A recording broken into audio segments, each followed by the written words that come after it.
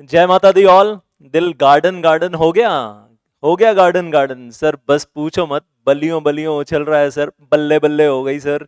वो एसबीईसी के पेपर में sir, doctrine of alter ego आ गया सर, सीधा सीधा क्वेश्चन। एंट्रेंचमेंट क्लॉज का लड्डू आ गया सर, सीधा सीधा पूछ लिया कि होल्डिंग कंपनी को सेक्शन 129 में सब्सिडरी कंपनी के साथ कंसोलिडेशन वगैरह जो करना होता है वो क्या क्या करना होता है सर। पार्ट सी इतना आसान आ गया सर, मजा आ गया सर। और जो कंपनी लॉ के बाद सर जो टेंशन हो रही थी ना, अभी वो टेंशन काफी हद तक खत्म हो रही है सर, और अब पूरा जोश है आगे बढ़ने का।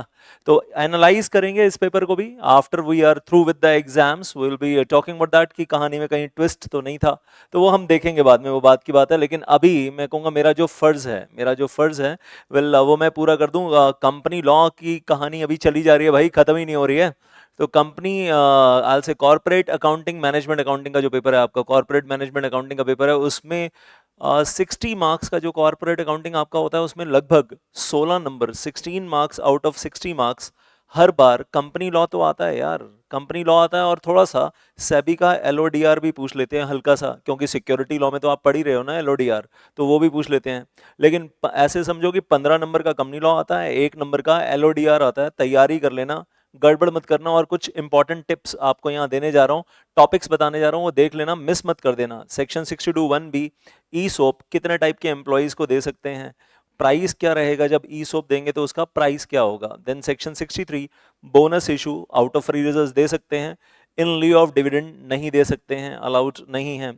प्रेफरेंस शेयर का टेन्योर कितना होगा, अगर इंफ्रास्ट्रक्चर कंपनी है तो maximum 30 years, other than infrastructure company है तो 10 years. Sir section 71, voting right मिलते हैं क्या डिबेंचर्स पे? ऑब्वियसली नहीं मिलते यार, जनरल मीटिंग में तो well there is no voting right in the hands of debenture holders. कब मैंडेटरी होता है सर ये डिबेंचर ट्रस्टी अपॉइंट करना? जब 500 से ऊपर को ऑफर दे रहे हैं, मोर देन 500। सेक्शन 43 में what is the limit on the DVR, वो 74% वोटिंग राइट से ज्यादा नहीं होना चाहिए।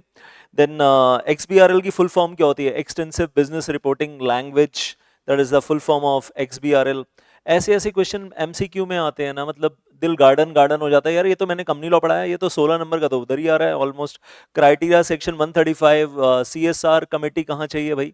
CSR committee, you know that, अगर आपकी कंपनी की नेटवर्थ 500 करोड़ है, या आपकी कंपनी की टर्नओवर 1000 करोड़ है, या नेट प्रॉफिट 5 करोड़ या 5 करोड़ से ज्यादा है, तो सीएसआर कमेटी बनाना मैंडेटरी है, सीएसआर कंट्रीब्यूशन देना मैंडेटरी है।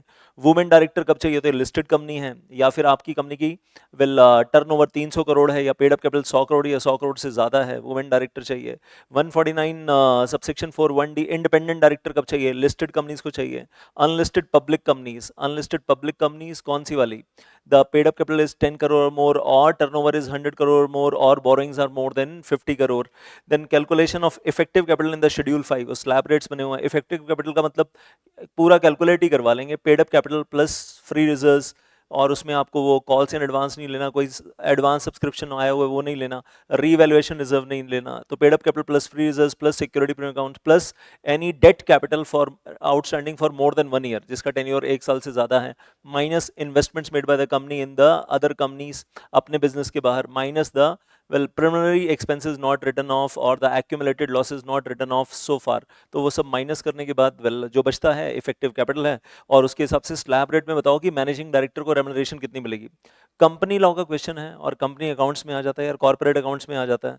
देन रिलेटेड पार्टी ट्रांजेक्शन्स, आपको मालूम है वो 7 तरीके की रिलेटेड पार्टी ट्रांजेक्शन्स, और वो 7 तरीके की, that is sale purchase supply of goods materials, and then for the property, that is sale purchase of property, and sale purchase dispose of property, including that well maybe immovable property and intangible assets।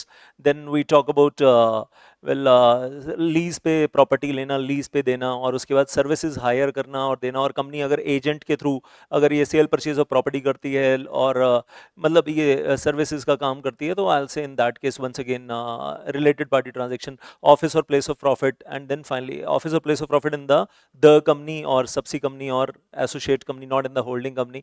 Underwriting commission, well all those things related party transaction. और exam में क्या पूछ लिया? 188 subsection 5, fill in the blanks. Listed companies contravention करती है 25 लाख की penalty, unlisted companies contravention करती हैं 5 लाख की पेनल्टी। पेनल्टी नहीं पूछी, लेकिन ये पूछा वेल उसमें लैंग्वेज क्या है? Director employee dash they enter into the contract, हाँ डैश में वो enter into the contract they are asking, मतलब कंपनी लॉ की लैंग्वेज, कंपनी लॉ का सेक्शन 188 सबसेक्शन 5 में बीच में से 3 वर्ड्स गायब करके फिल इन द ब्लैंक्स और उसमें 4 ऑप्शन। वाओ यार, मतलब कंपनी अकाउंट्स के पेपर में कंपनी लॉ का सेक्शन, और सेक्शन नहीं सबसेक्शन, सबसेक्शन भी आखिरी सबसेक्शन 5, और उसमें से 3 वर्ड्स गायब करके उसका फिल इन द ब्लैंक्स, कहाँ ले जाकर इंस्टीट्यूट पकड़ रहा है आपको और प्रिज्यूम कर रहा है कि जो ग्रुप 1 में पढ़ा था ग्रुप 2 में भी याद है उतना बारीकी से। Then I will say excess CSR, अगर एक्सेस स्पेंड कर दिया more than 2% of average net profit of the previous 3 years तो सेट ऑफ मिलेगा अगले 3 साल तक, will next 3 years. Section 19, normally तो सबसी कंपनी अपनी होल्डिंग कंपनी के शेयर्स एक्वायर नहीं कर सकती, लेकिन एज ट्रस्टी एक्वायर कर सकती है for the benefit of somebody else, remember that. और ऐसे ही विल कंपनी अगर लेकिन होल्डिंग सब्सिडी रिलेशनशिप से पहले ही वो शेयर्स होल्ड कर रही थी तो फ्यूचर में भी होल्ड कर सकती है। Subsi company can acquire the shares of the holding company as legal representative of somebody else. Then shares are movable property, shares are dash, shares are movable property. ये सब पढ़ के जाना यार, और डिटेल में पढ़कर जाना, मैं ऊपर ऊपर से बता रहा हूँ। Who decides the sitting fees of the board of directors, अपनी खुद ही डिसाइड करते हैं बोर्ड ऑफ डायरेक्टर्स।